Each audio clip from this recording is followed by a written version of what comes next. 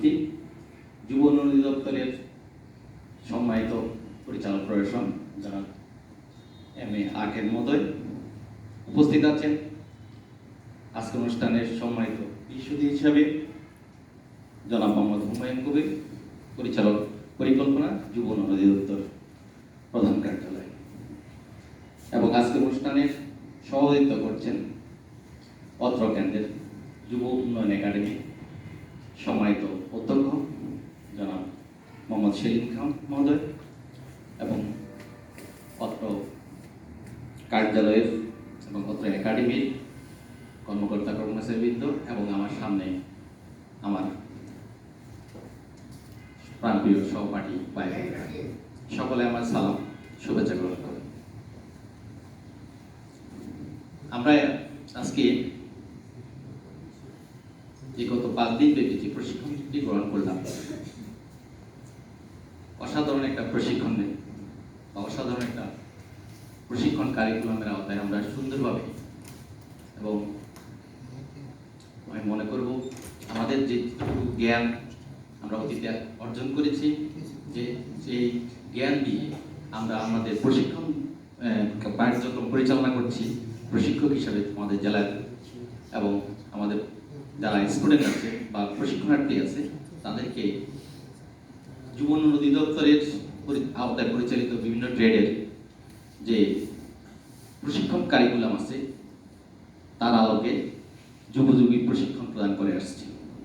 তারও কিছু কিছু জিনিস আমরা জানি বর্তমান বিশ্ব প্রতিদিন আধুনিকায়ন হচ্ছে, তাতে করে আমাদের যে প্রযুক্তি নির্ভর প্রশিক্ষণ কোর্সসমূহ আছে, ইলেকট্রনিক্স, আজকে এখানে 2টি ট্রেড, ইলেকট্রনিক্স এবং কম্পিউটার, তো এই 2টি ট্রেডই সবচেয়ে বেশি, এবং দুটো কোর্সে কিন্তু স্যার ওতপ্রোতভাবে জড়িত।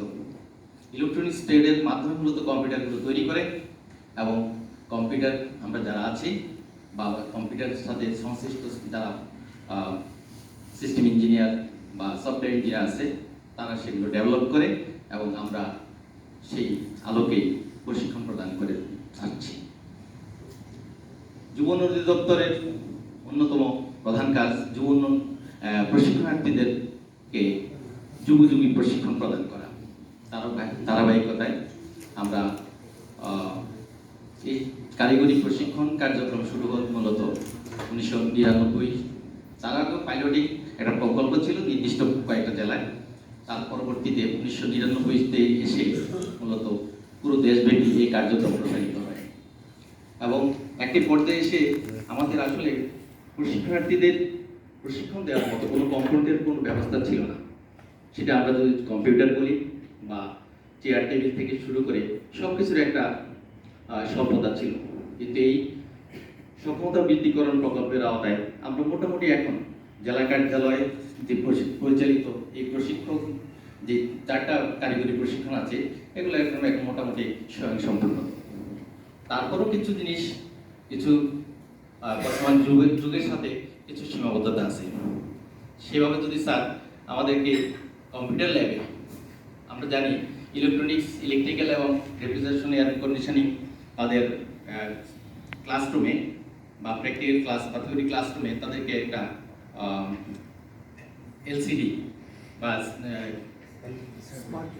স্মার্ট টিভি দেওয়া হয়েছে, কিন্তু আমাদের যদি একটা আমাদের ল্যাবে না তাদেরকে দেওয়া হয়েছে স্মার্ট টিভি, বাট আমাদের একটা স্মার্ট বোর্ডের দরকার, তাতে করে আমরা সুন্দরভাবে আমাদের, কারণ আমাদের এক একটা যখন আমরা ট্রেনিং নিই আমাদের ল্যাবগুলোতে প্রায় আমার ট্রেনিং কথা যদি আমি বলি, আমার ল্যাবে এখন সচল কম্পিউটারের সংখ্যা 32টি।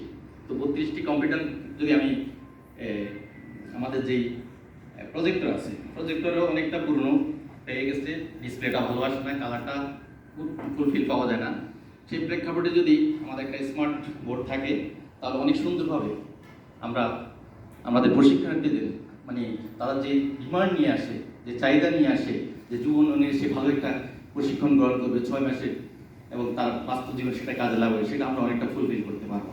তাছাড়া আমাদের দেশের এখনো বিভিন্ন সময় লোডশেডিং থাকে, সেক্ষেত্রে যদি আমরা প্রতিটা ল্যাবে বা অন্যান্য ট্রেডগুলো যদি আমরা স্যার অনলাইন ইউপিএসসির ব্যবস্থা করা যায়। সেটা হলো জাস্ট 10 কেবি অথবা 15 কেবি, জাস্ট যার যার ডিমান্ড অনুযায়ী। সেক্ষেত্রে মোটামুটি আমাদের কাজগুলোকে আমরা পরিচালনা করতে গিয়ে কোনো ধরনের যে বৈদ্যুতিক সমস্যার কারণে যেন এই ধরনের কোনো সমস্যা আমি আশা করি স্যার হবে না। আর আমাদের কম্পিউটার ল্যাবগুলোতে স্যার নেটওয়ার্কিং ব্যবস্থাপনা মানে খুবই দুর্বল বলা যায়।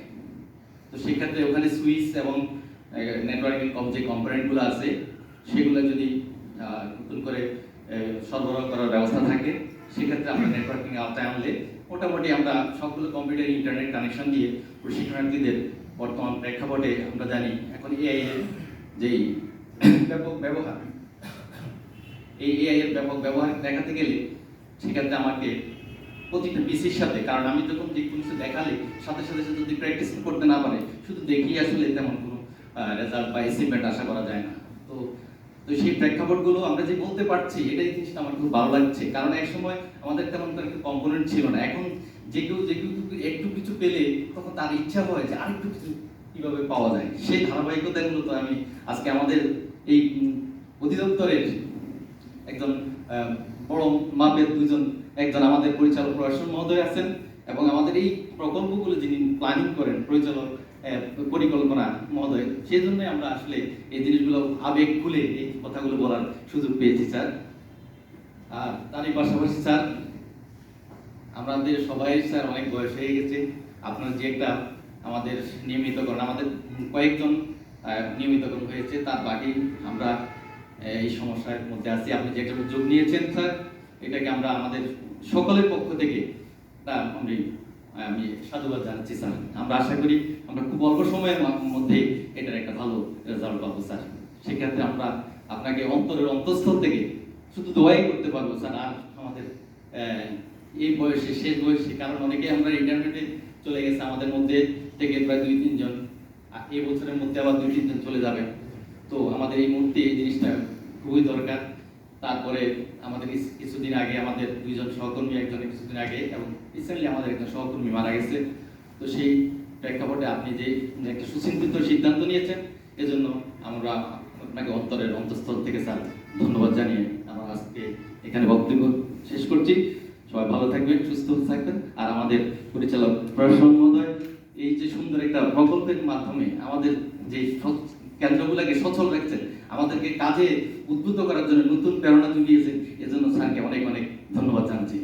সবাই ভালো থাকবেন।